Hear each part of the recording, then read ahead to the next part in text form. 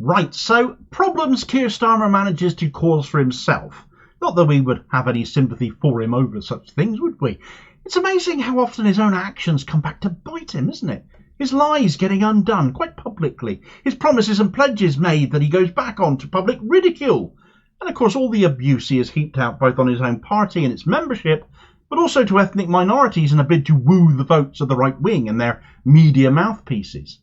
During the election campaign, for example, there was a certain interview he did with the Murdoch scum. He does so love writing for that fetid frag, doesn't he? Why not do a televised interview with them as well? But the bit that most people came away from that remembering was an attack upon Bengalis, complaining why people from Bangladesh were not being deported despite there being a returns agreement.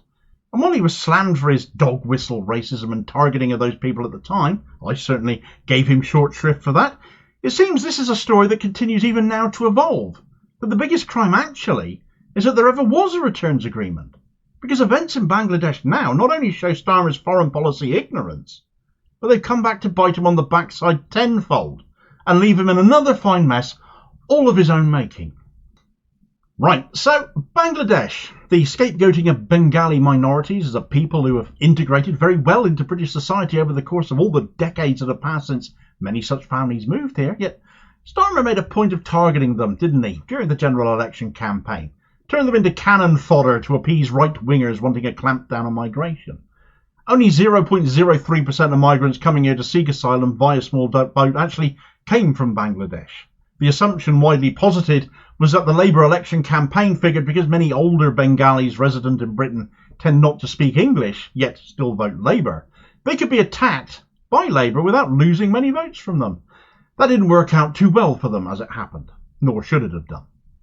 But that is what has already happened. That is what Starmer has already been attacked for. What is happening now that this matter has come up again when the election is done and dusted? Well, much like the Rwanda scheme of the Tories was panned on the basis of safety, human rights issues and abuses that happened there, such that Sunak legislated Rwanda as a safe country, despite that not really changing a damn thing, Bangladesh is now in much the same way. But this isn't a recent thing. Simply matters coming to a head over there has been. Here's an excerpt from Amnesty International on the matter, just to illustrate the case. The government intensified its crackdown on the rights to freedom of expression and peaceful assembly ahead of the general election scheduled for January 2024. Authorities used the powers in the Digital Security Act and other legislation to target journalists and human rights defenders, subjecting them to arbitrary detention and torture. There was a concerning increase in enforced disappearances and lack of accountability for deaths in custody. Occupational safety remained a distant dream for many workers. Refugees endured homelessness due to a fire in a camp and a cyclone, as well as food insecurity. Rations for refugees were restricted due to the UN's acute funding shortfall. Bangladesh remained extremely vulnerable to impacts of climate change. Bangladesh's Digital Security Act is basically used to eliminate freedom of speech and expression. It's been used to threaten and silence journalists, critics, human rights campaigners and more through the additional powers the police have through the Act. Peaceful assembly, demonstration, protest has seen the police arrive and meet them not only with arrests, but with tear gas and rubber bullets. And in fact, on one protest on the 18th of July last year, live ammunition was used, resulting in one person's death. There are other reports from Amnesty on forced disappearances, extrajudicial executions, torture, clamping down on workers' rights. And of course, when it comes to that so often broached topic of migrants and refugees, for the last now 7 years, Bangladesh has been home to 1 million Rohingya refugees kept in appalling conditions, having fled Myanmar. Bangladesh is not a country in a good state, and things have just got a damn sight worse, as things have now spilled over into civil unrest in the last several days, to the point the Prime Minister of Bangladesh for the last 15 years, Sheikh Hasina, has fled the country. I suppose in no small way does this reflect on how damaging it can be for one party and one person, in fact, to remain in power for so long. But Hasina came to power for the second time as it happens. She'd already been Prime Minister from 1996 to 2001 previously, leading her Awami League to victory in 2009, and both the party and her at the helm remained there ever since, until she was forced to flee, her autocratic regime finally falling on the 5th of August. All of the issues Amnesty International have written about have happened on her watch. The longer she's been in power, the more violence and corruption surrounding elections, accusation of fraud happened. And certainly Amnesty are not the only ones who have commented on all of this. Human Rights Watch and Reporters Without Borders, for example, have voiced their own concerns too. So it was something of a farce for the Tories this year to arrange a returns policy with Bangladesh. But then human rights concerns went out of the window with them, didn't they? It was all about deportations. They had to happen. Make it happen. These people need to be removed. Who cares about where they're being removed to? But not only that, the arms sales to Bangladesh between 2020 and 2023 soared, totalling £270 million. Weapons used against the Bengali people in no small part. After all, in the run-up to Sheikh Hasina's fall, since the middle of last month certainly, students have been shot at, tear-gassed and beaten by the police, all for demanding a fairer system to gain well-paid government jobs, with not just students, but teachers, construction workers, journalists, businessmen, all killed for choosing to stand against the regime on that. Hasina fled by helicopter to India. But now, of course, it's all gone, and we have Starmer in charge here in the UK. The Tories are out. And if you were wondering if I was coming back to Starmer at some point, then wonder no more.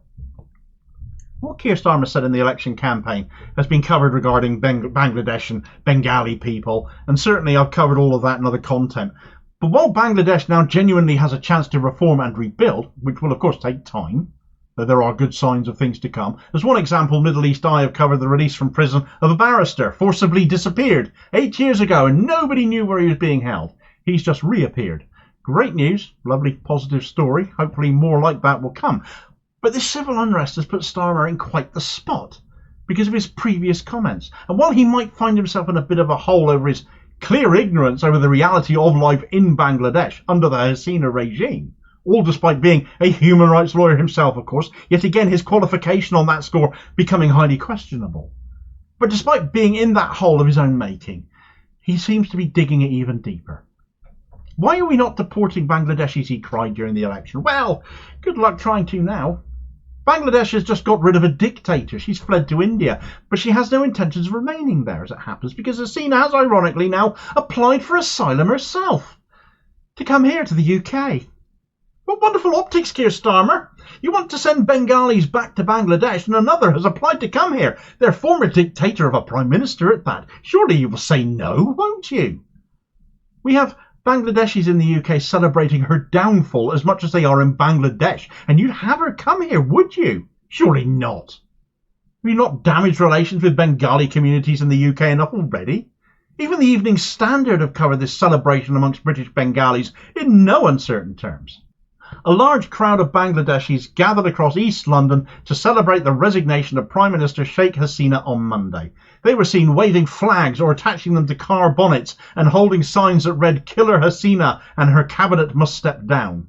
Other placards had Miss Hasina's face with a red X drawn across it. So will she come here though? Actually, there's a little bit of uncertainty about that. The global media have been a little bit mixed, shall we say, and Starmer, well, he's customarily quiet on the matter.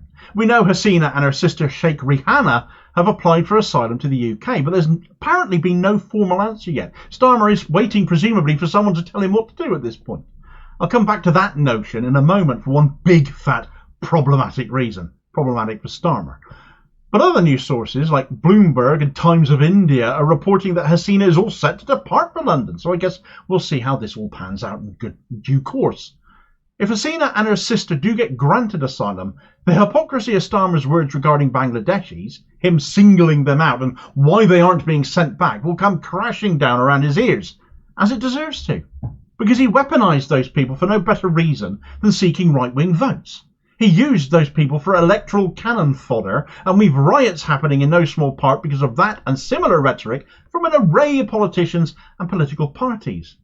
But there is another reason why this matter is uniquely painful for Keir Starmer and why it could provoke splits in his own party now as well. Foreign Secretary David Lammy has said there needs to be a UN-led investigation into the protests, which would obviously be a source of embarrassment for Starmer, champing at the bit to send people back there. But also imagine if he says no to Hasina, yet lets her younger sister Rihanna in, because, as it happens, she holds British citizenship. That's not well known particularly, but further to Starmer's problems is the fact that Rihanna's daughter just happens to be the Labour MP for Hampstead and Highgate, as well as the Economic Secretary to the Treasury, Tulip Siddiq. Would he bar her mum, do a Shamima Begum to her, as it were, and strip her of British citizenship to keep Hasina out and stick by his rhetoric against Bangladeshis in spite of mountains of evidence that it is an unsafe country and will likely remain so for some time as it recovers? Or will he instead admit Sadiq's mother and dictator of an aunt and keep his MP happy whilst exposing his own racist hypocrisy at the same time? It's lose-lose, and Keir Starmer has only got himself to blame. Signs of change are coming already in Bangladesh, it seems, though. That recovery potentially beginning in earnest, as many in the country rally behind a chap called Muhammad Yunus, who won the Nobel Peace Prize back in 2006 for pioneering a form of small loan for poor Bengalis, lifting them out of poverty in large numbers, to lead an interim government until new elections are called. That Hasina herself has referred to him as a bloodsucker, though, speaks volumes. Meanwhile, for more on Starmer's cynical weaponisation of racism to win votes where it comes to Bangladesh, or if you were unaware of Starmer's rhetoric on this matter, check this video recommendation out for more details, and I'll hopefully catch you on the next vid. Cheers, folks.